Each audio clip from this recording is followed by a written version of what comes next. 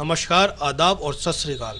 मैं हूं आपका अपना समीर परवेज और आप देख रहे हैं अपना चैनल फन टीवी न्यूज। चलिए डालते हैं आसपास की क्षेत्र की और तमाम खबरों पर नजर। उत्तराखंड में विधानसभा का चुनाव नजदीक आते ही 62 विधानसभा जसपुर की राजनीति गर्माती हुई दिखाई पड़ रही है। जसपुर के विधायक और पूर्व विधायक में आगामी 2027 के चुनाव को लेकर जुबानी जंग छिड़ गई है। दोनों नेताओं ने जनता में अपनी पकड़ बनाने के लिए एक दूसरे पर आरोप प्रत्यारोप की बौछार कर दी और दोनों नेताओं ने एक दूसरे से जसपुर के मुद्दों को लेकर खुले मंच पर बहस की चुनौती दे डाली। चलिए आपको फन टीवी न्यूज पर दिखाते हैं कि क्या बोले जसपुर के विधायक आदेश चौहान और पूर्व विधायक डॉक्टर सिंघल। देखिए, उपवास तो आम जनता का था। हमारे मुख्यमंत्री तक अपनी आवाज़ पहुंचाने का एक गांधीवादी तरीका लोगों ने अपनाया और वो आवाज़ पहुंची है। जहाँ तक जन आक्रोश रैली की बात है, उसमें कांग्रेस का शीर्ष नेतृत्व उत्तराखंड का उसमें उपस्थित था, पर तमाम कोशिशों के बाद भी जनता ने इस आक्रोश रैली को नकार दिया। उसका कारण ये था कि विधायक जी पहले ही अपनी हार मान चुके हैं। उन्होंने ये कहा कि जसपुर का विकास जब होगा जब कांग्रेस की सरकार आएगी। जनता ने तो उन्हें विधायक 9 साल से चुन रखा है। उन्होंने संघर्ष का रास्ता या जो वास्तविक रास्ते होते हैं वो ना निभाकर उन्होंने जो है एक रैली के माध्यम से कुछ बातें जनता के बीच में रखना चाहिए जो जनता ने सुनना नहीं चाहा। वो एक रैली जन आक्रोश रैली ना होकर विधायिका बचाव रैली के रूप में देखी जा रही है और अब जनता सब उनकी जो भी नीतियां हैं वो सब समझ चुकी है। सभी जन सहभागिता थी, उसमें खिलाड़ी भी थे, युवा भी थे और अलग अलग सामाजिक मंचों के लोग थे, कलाकार थे। सभी तरह से के लोगों की सहभागिता थी। वो किसी विशेष एक व्यक्ति की कोई उपवास नहीं था।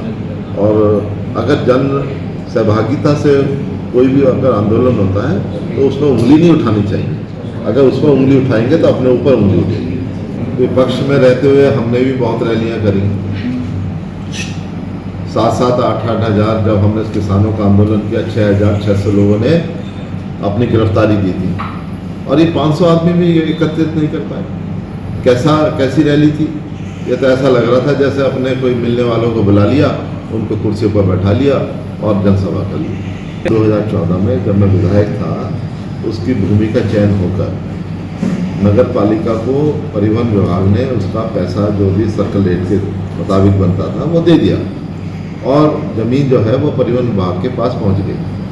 अब होता ही है, उसके बाद मैं विधायक नहीं रहा। इन्होंने अपने समर्थकों से एक मुकदमा फर्जी, जो उस वक्त कब्जेदार थे उस भूमि पर, उनसे न्यायालय में डलवा दिया और पार्टी बना दिया नगर पालिका को, क्योंकि नगर पालिका की ज़मीन तो रही नहीं, वो ज़मीन तो परिवहन विभाग की थी। अब एक स्टे कोर्ट से ले लिया। विधायक जी लगातार बोर्ड में बैठकों में जाते रहे। उन्होंने जो शासनादेश सरकार का हुआ जिसमें परिवहन विभाग को भूमि दे दी गई, वो यूज जो अलग अलग समय से आते रहे, उनके दबाव ऐसा बनाया कि वो शासनादेश उस स्टे पर ना लगे, उस मुकदमे में ना लगे और उसको लंबित रखा गया। आज 9 साल हो गए, विधायक जी ने ये कोशिश नहीं करी कि वो स्टे टूटे, जबकि वो नगर पालिका में लगातार उनका हस्तक्षेप था और जो स्टे आज तक नहीं टूटा है और इसके कारण ये जो हमारी मांग है वो लंबित है। तो इसमें उनका तौर तरीका, कार्यशैली इस तरह की रही है कि हर मामले को अटकाया जाए जिससे कार्य ना हो और मैं ज़बरदस्ती एक तरह से जनता के बीच में बातें उठाता रहूँ कि ये कार्य नहीं हुआ, ये नहीं हुआ। जो कार्य वो खुद कर सकते थे, एक स्टे तोड़वा सकते थे, कोई बहुत मुश्किल काम नहीं है। और उन्होंने नगर पालिका प्रशासन को ऐसा दबाव में दिया कि वास्तविकता कोर्ट के सामने ना पहुंचे।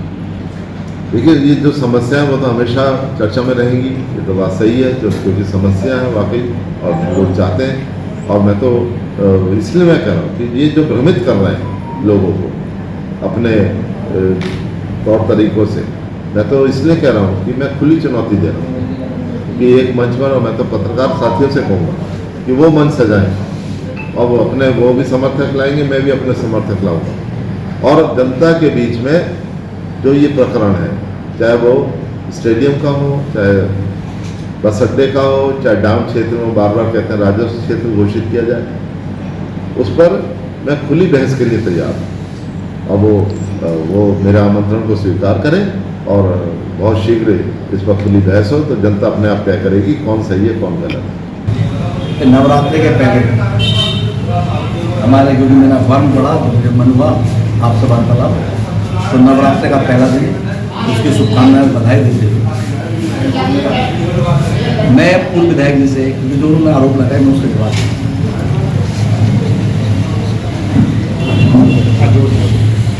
उन्होंने कहा कि स्टेडियम की स्थापना उन्होंने,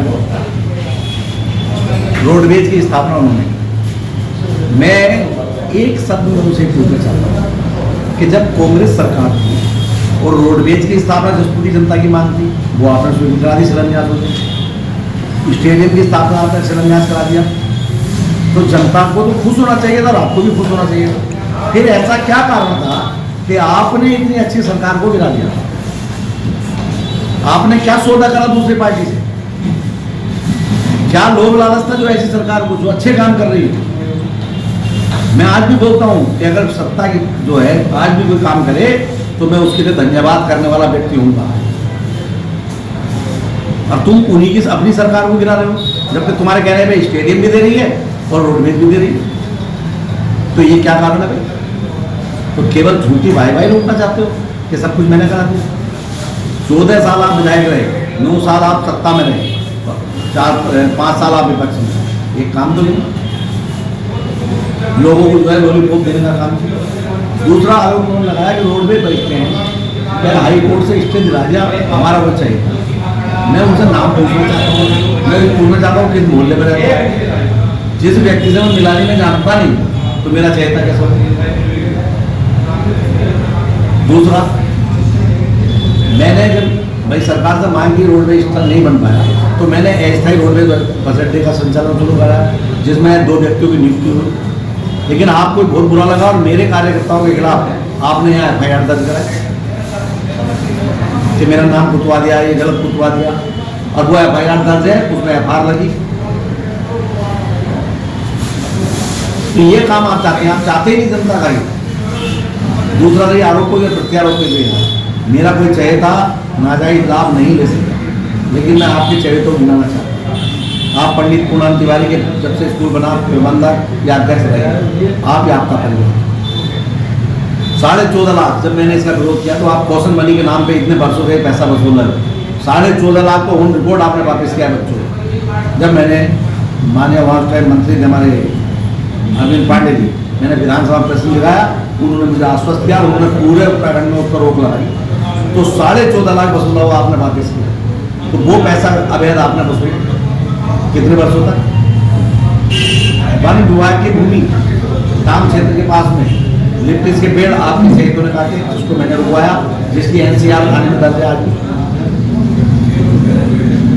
अवैध भरान आपने अपनी प्रॉपर्टी में कराया, जिसका 14,92,000 है, कितना लगभग 15 लाख रुपए ओन रिकॉर्ड आपने पेनल्टी पड़ी हुई। चौथा उदाहरण आपको अभी दूं कि आपके परिवार ने जबरदस्ती जो रामलीला कमेटी के नाम जमीन है उसमें वो आपने, आपके घर परिवार ने उसमें जबरदस्ती रास्ता खोला, और इसका प्रमाण ये है कि राम हमारे जो आदर्श हैं प्रभु राम, वो भी नहीं चाहते कि मेरी रामलीला का उद्घाटन ऐसा व्यक्ति करे जो मेरी संपत्ति पर कब्जा करे बैठा हो। जबकि हिंदू आस्था वाले लोग तो दान करते हैं संपत्ति, और आपने अपने लाभ के लिए उसी जमीन में रास्ता खोल दिया। तो ये व्यक्तिगत लाभ आपने दिलाया होगा, मैंने नहीं दिलाया। सूदखोरों का साथ वो देते हैं, जमीनों पर कब्जा करने वालों का साथ वो देते हैं, स्कूलों में अवैध वसूली हो तो उसमें उनका साथ वो देते हैं। हम रोडवेज अड्डा यहाँ स्थायी बनवाए तो मुकदमे दर्ज वो कराते हैं, अवैध खनन करा के बरान कराते हैं, वो कराते हैं। जो हमारी पिछली जिला पंचायत अध्यक्ष बनी वो बसपा से बनी, लेकिन वो बाद में साथ किसके रहे? भाजपा के। वकील सारे सरकारी कौन है? भाजपा के। मुकदमा क्यों नहीं लड़ते? पैरवी क्यों नहीं करते? सरकार पेमेंट करती है उन वकीलों का, क्यों नहीं पैरवी करते आप? जब आपके संरक्षण में वो चले गए बनने के बाद तो आपने क्यों नहीं कहा? आपने स्वीकृत कराया था। मेरे पास कौन सा वित्तीय अधिकार है किसी वकील को भेज दूंगा? मैं सरकार के हाथ में ना सब, मैं मांग तो कर सकता हूं। मैं कह रहा हूं आपने बाजार उजड़वाया कि जो हमारे शहर की अर्निंग का बहुत बड़ा साधन था, रिक्शा वाले, बुग्गी वाले, लेबर वाले, मजदूर बेचारे, छोटा हाथी वाले, जिनको कितना टर्नओवर होता था, सूर्यनगर तक के लोग, उधर रेड तक की गाड़ी, मतलब हमारे अफजलगढ़ तक के लोग आते थे, और आज कोई आता ही नहीं है। कितना टर्नओवर था हमारे शहर का, लेकिन समाप्त हो गया। और आज गाड़ी मार्केट बना रखी है तुमने, सब तुम्हारे मिलने वालों की गाड़ी खड़ी है। मैंने ये कहा था कि मैं मांग कर रहा हूँ सरकार, अगर किसी भी ये सरकार नहीं बनाती है, मैं विधायक रहा, सरकार आ जाती है, तो मैंने ये कहा था कि 1 साल में ये काम कराऊंगा, ये काम। क्योंकि बात क्या, दूसरी सरकार से आपकी बात सुनिए, आप किसी से कोई मांग नहीं, वो नहीं दे रहा, क्या करो भाई? सदन में विरोध करोगे, सड़क में विरोध करो, यही तो हमारा अधिकार है भाई। आज हमारे किसानों ने, आप बताइए, इतना बड़ा 1 साल तक धरना प्रदर्शन किया, झूठा आश्वासन दे के उठा दिया गया, अब नहीं करा सरकार ने। अब अन्य स्रोत उनके पास आ गए, विकास आ गए ना भाई। यही मैं कहना चाहता हूँ, जब अन्य स्रोत उनके पास है, मेरे पास तो एक विधायक निधि है, तो मैं ये कहना चाहता हूँ, टंकी क्यों नहीं बनवा रहे? पेयजल की शुद्ध पानी पीने का अधिकार उन्हें नहीं है क्या? नाम मारो बताइए ना, शुद्ध पानी पीने का अधिकार तो उन्हें भी है, क्यों नहीं बनी? मैं केवल राजकुमार इसलिए चाहता हूँ कि उनको भूमि का अधिकार मिले, उनके बच्चे पूर्वज तो ऐसे नहीं चले जाएंगे, कम से कम उनके नाम एक टुकड़ा तो हो कि आबादी का ये हमारे परिवार का है। वो विधायक निधि से नहीं दिया सकता, इतनी बड़ी टंकी विधायक निधि से नहीं बन सकती, तो सरकार ही बनेगी। नाली खड़ंजे बनाने से विकास नहीं हो सकता, जो मूलभूत जरूरत है उसकी जनता की, वो तो हो। आज देखिए, जो मकान गरीब लोगों के मकान आते हैं गाँव में बनाने के लिए, प्रधानमंत्री आवास, वो उन लोगों को नहीं मिलते। मैं चाहता हूँ उन लोगों को मिले, तो वो तो तभी आने जब राज गाँव होगा, वो विधायक निधि से नहीं आ सकते। जहाँ जगह उनकी होगी, स्थान उनका होगा, मैं आने से मना करूँ तो नहीं करती। मैं चैलेंज नहीं, मैं काम चाहता हूँ। मैं कह रहा हूँ, मैंने ये भी कहा मंच से, अगर आपने सुना हो तो, मैंने कहा वो चले मुख्यमंत्री के धरना देने, तो मैं भी साथ दूंगा, यहाँ से वो जनता भी लेके जाऊंगा, अगर वो चाहते विकास को। लेकिन जो व्यक्ति विकास चाहता ही नहीं, कांग्रेस सरकार ने 2 काम स्वीकृत किए और तुमने उसी सरकार को गिरा दिया केवल अपने निजी स्वार्थ में। इसका जवाब देना। मुझसे पहले विधायक है वो, मैंने कब कहा वो नेता नहीं? मैं अरे बाबा, मेरी बात सुनिए, मैं कब नहीं कहता, मैंने कब कहा वो नेता नहीं? वो डॉक्टर भी हैं, बड़े भाई भी हैं, मैं तो कह रहा हूँ, देखिए सरकार उनकी है, तो जो प्रयास अगर वो आज कर रहे हैं, कांग्रेस सरकार गिराने का दम जो रखता हो, तो वो नेता नहीं हो सकता। जिसमें चलती हुई एलिजाबेथ सरकार गिरा दी अपने निजी स्वार्थ के लिए, आपके 2 चीज जस्टिस को दी। और देखिए, मैं बता रहा हूँ कि हमारा एक डिग्री कॉलेज बना, ये में भी सरकार कांग्रेस की थी, यहाँ भी सरकार कांग्रेस की। फिर वो अकेला वो था महिला, फिर हमने उसे को एजुकेशन कराया, इसे सरकार से कराया।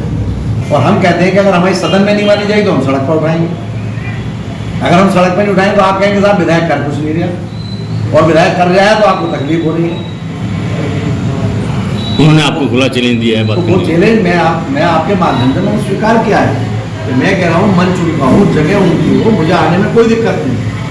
मैंने तो ये भी कहा कि उन्हें कहीं बाहर जाने में दिक्कत हो तो वो अपने नर्सिंग होम घर के सामने सड़क पर लगा लें, लेकिन ऐसा ना हो कि मुझे सड़क पर बैठा के मुझको हाईवे जाम कराने का मुकदमा दर्ज कराने के बाद, क्योंकि उन्हें ये बहुत शौक है। फन टीवी न्यूज पर अपने क्षेत्र की, आसपास की ताजा तरीन खबरें देखने के लिए यूट्यूब पर फन टीवी न्यूज टाइप करें और सब्सक्राइब का बटन जरूर दबाएं। बेल आइकॉन का बटन दबाना ना भूलें।